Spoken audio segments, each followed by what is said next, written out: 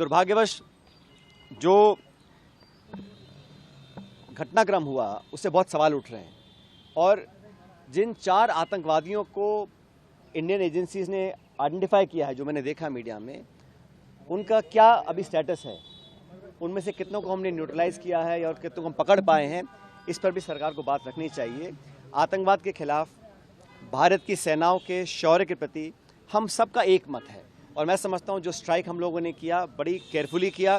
उसमें कोई civilian casualty का टारगेट नहीं था, कोई मिलिट्री इंफ्रास्ट्रक्चर का टारगेट नहीं था। जो पहला स्ट्राइक हुआ 9 जगहों पर वो बहुत प्रिसाइज था और ये दिखाता है कि भारत की सेना दुनिया में सर्वोच्च सेना है। Indian army is the most professional army और हमारे जो एयर स्ट्राइक रहा, स्पेसिफिक टारगेट था, प्रिसिजन बॉम्बिंग थे, उसका मैं समझता हूँ सबने स्वागत किया है। लेकिन उसके बाद अचानक जो युद्ध विराम की घटना की घोषणा अमेरिका के राष्ट्रपति कर रहे हैं वो अप्रत्याशित है, आज तक कभी नहीं हुआ।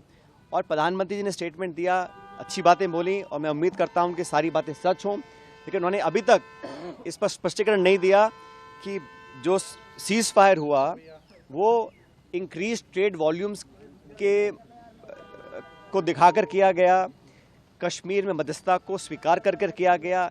ये ठीक है, विदेश मंत्रालय के प्रवक्ता बोल रहे हैं कि हमारी पॉलिसी में कोई चेंज नहीं है, लेकिन जो परसेप्शन दुनिया में बना है उसका भी हम लोगों को ध्यान रखना पड़ेगा।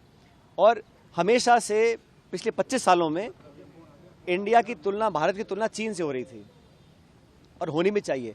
पाकिस्तान जो एक फेल्ड स्टेट है, जहाँ पे आईएसआई और आर्मी देश को कंट्रोल करते हैं, वहाँ की सरकारों में इतनी ताकत नहीं है कि वो अश्योरेंस दे सके। जो अभी सीज फायर हुआ है वो ऐसी क्या अश्योरेंस मिली है कि आने वाले समय में जो पाकिस्तान को IMF का लोन मिला है, जो अमेरिका उनसे इंक्रीज ट्रेड व्यापार की बात कर रहा है, जो उनके पास जो आर्थिक समृद्धि आएगी, क्या वो उस धन का, उस पैसे का दुरुपयोग करके दोबारा से आतंकियों को पनाह देने का काम नहीं करेंगे?